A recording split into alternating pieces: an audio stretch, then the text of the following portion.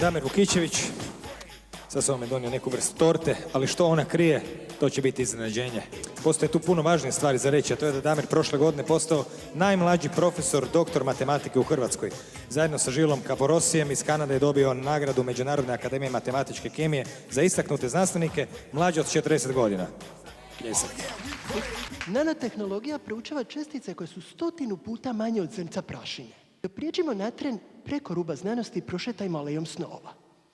Zamislite svijet u kojem nikada neće trebati ni prati ni peglati robu, u kojem nikada neće trebati mijenjati automobilske gume, u kojem lijekovi neće štetiti ni bubrezima ni jetri i što je najvažnije, u kojem milijunima ljudi neće prijetiti smrt od žeđi. Da bismo ove snove ukorijenili u javi, mi moramo dobro upoznati nanočestice. Jedna od najpoznatijih nanočestica je Buckminster Fulleren, za čije otkriće dodijeljena Nobelova nagrada. Vrlo zanimljiv model te molekule imamo ovdje. Tadam!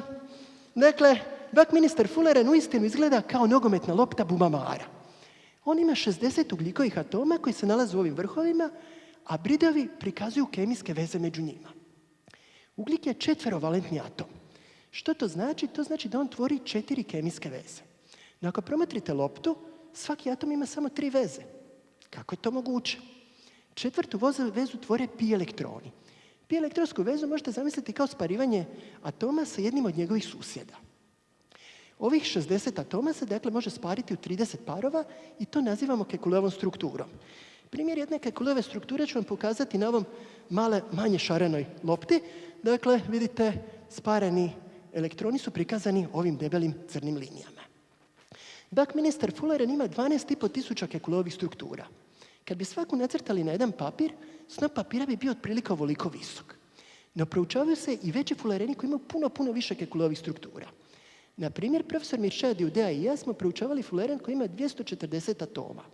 On ima oko 20 miliona milijardi Kekuleovih struktura. Njegov snop papira bi bio 14 puta viši nego što je udaljenost od Zemlje do Sunca. Zamislite toliko količinu informacija. Dakle, kako uopće pojmiti toliko informacija?